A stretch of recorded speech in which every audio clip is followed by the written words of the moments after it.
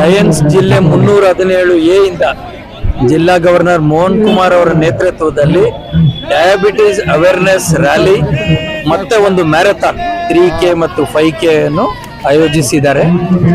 ಒಂದು 800ಕ್ಕೂ ಹೆಚ್ಚು ಜನ ಉತ್ಸಾಹದಿಂದ ಭಾಗವಹಿಸುತ್ತಿದ್ದಾರೆ.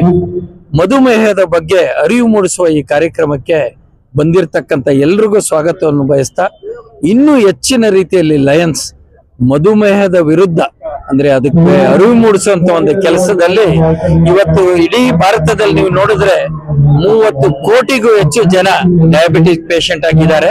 ಅದರಲ್ಲಿ ಅರ್ಧ ಜನಕ್ಕೆ ಡಯಾಬಿಟಿಸ್ ಇದೆ ಅನ್ನೋದು ಗೊತ್ತಿಲ್ಲ. ಅವರಿಗೊಂದು ಅವೇರ್ನೆಸ್ ಬರಲಿ ಅನ್ನೋ ಉದ್ದೇಶದಿಂದ ಇವತ್ತು ಲಯನ್ಸ್ ಜಿಲ್ಲೆ ಮೋಹನ್ ಕುಮಾರ್ ಅವರ ನೇತೃತ್ವದಲ್ಲಿ ಈ ಕಾರ್ಯಕ್ರಮ ಆಯೋಜನೆ ಆಗಿದೆ. ಈ ದಿನ ಈ ಕಾರ್ಯಕ್ರಮ ಬೆಂಗಳೂರು ವಿಜಯನಗರದ BGS ಮೈದಾನದಲ್ಲಿ ಆಯೋಜಿಸಲಾಗಿದೆ.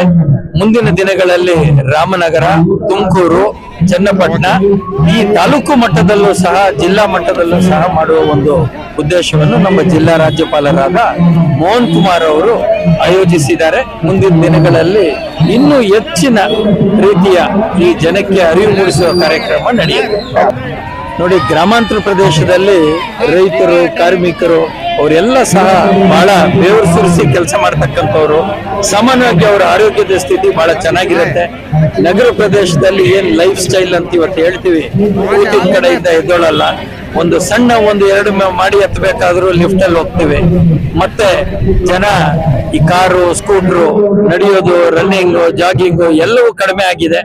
ಯಾವತ್ತು ಫಿಸಿಕಲ್ ಆಕ್ಟಿವಿಟಿ, ಫಿಸಿಕಲ್ ಎಕ್ಸರ್ಸೈಸ್ ಹೆಚ್ಚಿಗಾಗತ್ತೋ ಆರೋಗ್ಯದ ಸ್ಥಿತಿ ಇನ್ನೂ ಚೆನ್ನಾಗಿರುತ್ತೆ.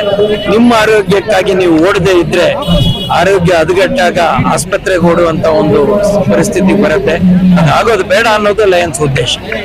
ಚೇತನ್, ಲಯನ್ಸ್ ಜಿಲ್ಲೆಯ ಮಾಜಿ ಜಿಲ್ಲಾ ರಾಜ್ಯಪಾಲ.